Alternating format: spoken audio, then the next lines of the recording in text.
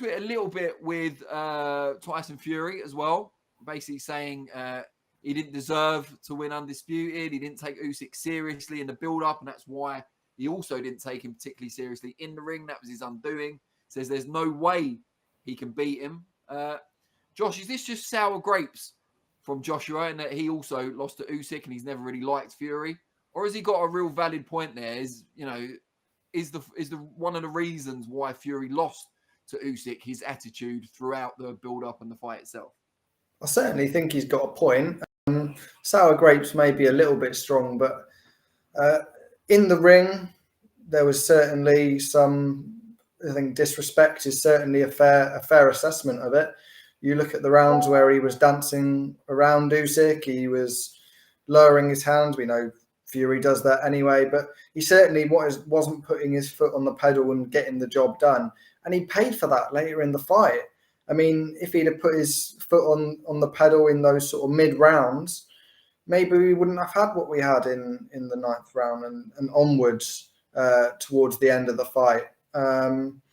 In terms of the camp and the build-up, I think Fury took him seriously then. It was undisputed. I don't think it mattered too much who was going to be in the opposite corner. Fury was fighting for the undisputed world title, and that is something to take seriously. But as far as the fight goes on the night, yeah, I think there were certainly moments and rounds during the fight where Fury could have put his foot on the pedal. He could have taken Usyk a bit more seriously, and that's probably a fair assessment from AJ. And as far as will he or can he beat him on December 21st? Absolutely, Fury can beat him on the 21st of December. And I don't think it's something that we can quite judge yet until we get a little bit closer to the time. But Fury's got all the tools to defeat Usyk. It's just about carrying it out on the night, which is much harder done than said. So we'll see when we get there. But yeah, maybe a little bit of sour grapes from AJ.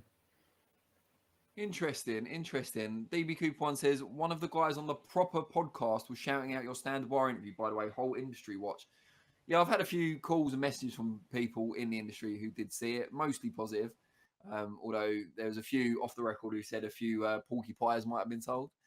I'm not sure what the proper podcast is. So DB Cooper one, if you want to let us know, who hosts it or what platform it's on and stuff, happy to give it a shout out if it's any good. Michelle says, Froch was a warrior. Joshua lost twice to Pussy Usyk. Oh, come on. From middleweight in London. Yeah, I mean, I think Pussy Usyk's a bit harsh. Say it to his face, Michelle. Clicker says, Fury can beat Usyk if he don't fall about in the ring like he did and don't have as many voices in the corner. I'm inclined to agree with that, Clicker.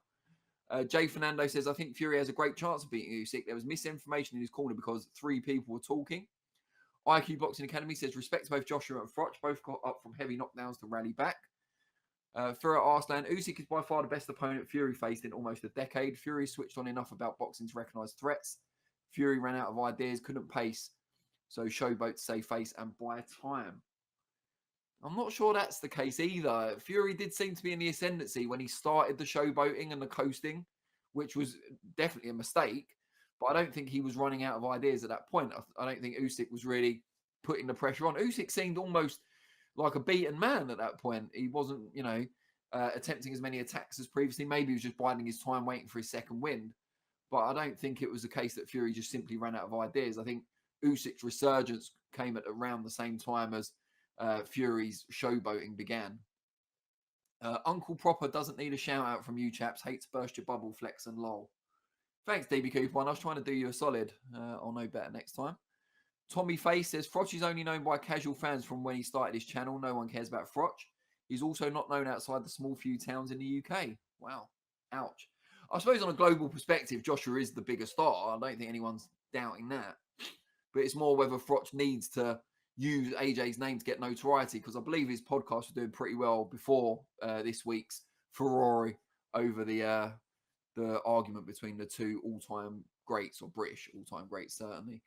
But yeah, so along with everyone else that AJ's currently warring with, he did have in comparison, a mild dig his own promoter, Eddie Hearn, and former rival now, do we say friend? Friend? I don't know.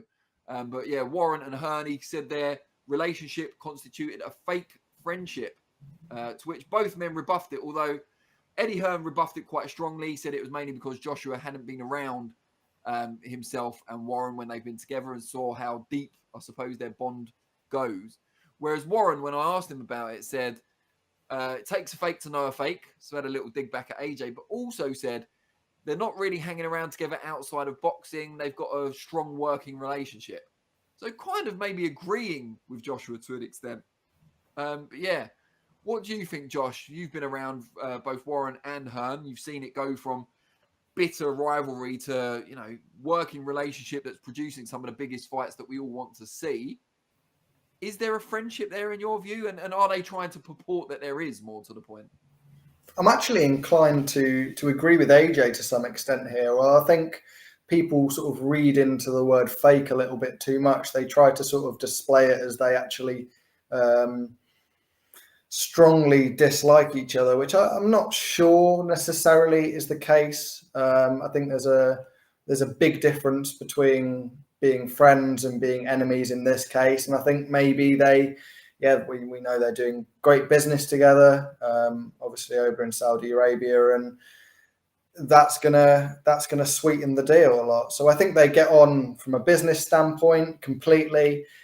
And yeah, they have to spend plenty of time around each other. So yeah, they get on.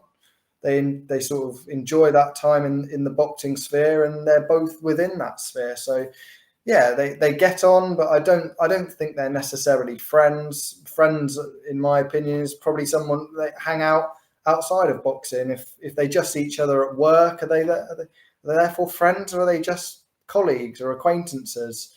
So I think it's probably people reading a little bit too much into the word fake and trying to sort of recreate what we saw a number of years ago from Eddie and Frank, which we would absolutely love as a channel, but I'm not sure it's actually going to happen with all the money and all the big fights and all the shows that can be made on the line, unfortunately.